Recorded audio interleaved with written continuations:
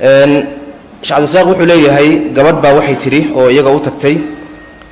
waxaan wada soconay wiil kadib waxa ina dhexmaray gogol dhaaf zino waxaan hadda ogaaday inaan leeyahay uur 10 cisho ah wiilkii wuxuu igu yiri aan isxalaashano maadaama waxay leedahay gabadhani maadaama ilmahani caloosha galay ay ku galeen si khalad ah suuragal ma tahay inaan iska soo xaaqo maadaama ay yihiin 10 cisho oo kaliya ilaahina aan uga toobad keeno mana rabo inay calooshayda ku jiraan ilmo zina ah haddii aan rabno inaan hadda isxalaashanana haddii aan rabno inaan hadda si xalaal ah isu guursanno ma isu guursan karnaa jazakallahu khayran بسم الله الرحمن الرحيم الحمد لله رب العالمين وصلى الله وسلم وبارك على نبينا محمد وعلى آله وصحبه أجمعين ما بعد رب يسر ولا تعسر سؤاشاس waxay tilmaamaysaa runtii natiijada xun ee khalaal ee aakhariya adduunba qabsanaysa ruuxa ku fududaada zinada ceeb adduunka ah iyo aakharo laga yaabo in loo ciqaabo saas daradeed in aad looga fogaado zinada iyo asbaabta keenaysa ayay darsi u tahay oon ka faa'iidaysanayna qodobka labaad ilmuhu haddii uu uurka galo oo xayawaanka manida la socda iyo ukunta hooyo ay isgaadhaan oo isla falgalaan inaan la soo ridi karin marxaladuu dooni ha joogo bilow ha ahaado dhexda ha maro nafta ha lagu afuufo inaan la soo ridi karin marxalana ayaa wuxuu yahay madhabka jumhuur ahlilcilmi ama culimmada badankood ay qabaan maalikiyada xanafiyada qaar ka mida shaaficiyada a'imadooda rag ka mida maraya sida alimaam alghazali ibn xajar alhaytami alimaam alciz ibn cabdisalaam iyo xanaabilada a'imadooda qaar ka midana saasay rajaxayaan sida alimaam ibnu rajab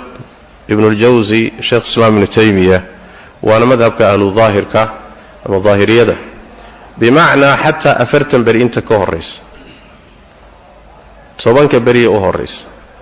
wakhtiguu doonay ha ahaadee inaan la soo ridi karin ayay culimmadaasi qabaan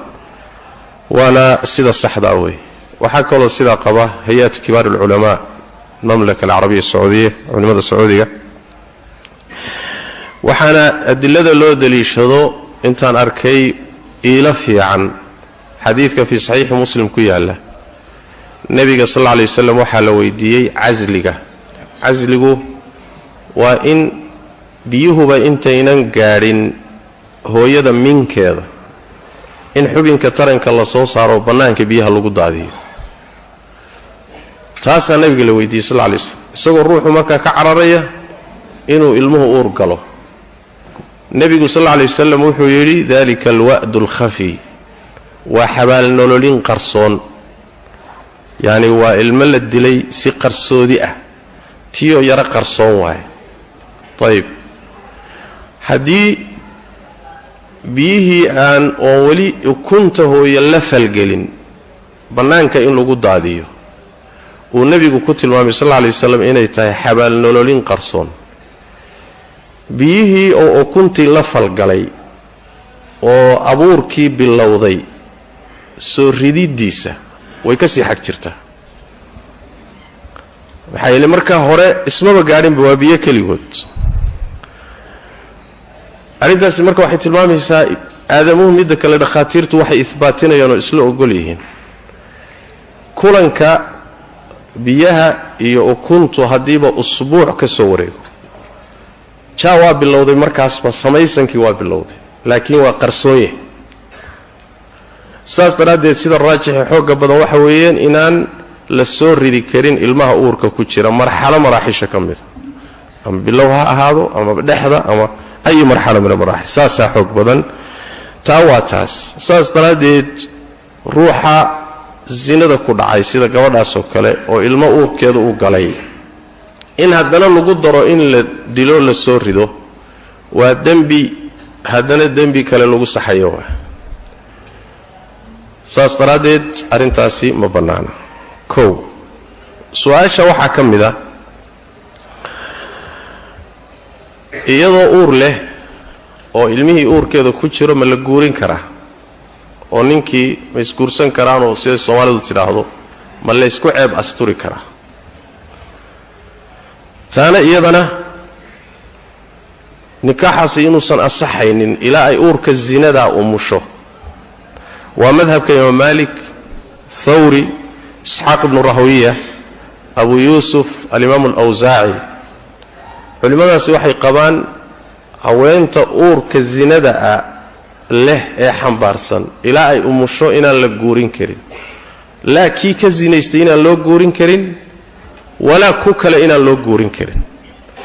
iyadana waa sida xoog badan waa mas'ala khilaafiya oo Imam Shaafici iyo culimo qabtay in guurku uu guntamayo taana waa mida ama markay umusho kadib oo ilmuhu banaanka yimaado ama iskiiba u dhinto laga yaabo inuuba uurka ku dhinto markii caloosheedu banaanaato kadib ma isguursan karaan jawaabtu waa عند الجمهور guurkoodu waa asaxaya labada kala zinaystay ee aynan uur zina lahayn in guurku isu qabanayo qaybo saxaabada kamida qaba iyo taabiciinta waana madhab Imam Thawri Shafi'i waana sida uu rajaxay al-Imam Ibn al-Mundhir alayhim rahma jami'an bimaana way isguursan karaan hadii ay umush oo al-khabithuna الخبيثات للخبيثين والخبيثون للخبيثات dadka saasoo kala zinaystay way isleeyihiin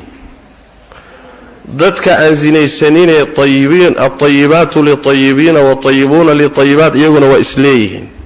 sidaas daradeed maadaama labaduba ay sunnaad yihiin guurku waa isu qabanaya laakiin waa goorma waa markay umusho kadib intay uur ka leedahay sida raajixa ah aqdigu ma qabanayo mana guursami karto wallahu a'lam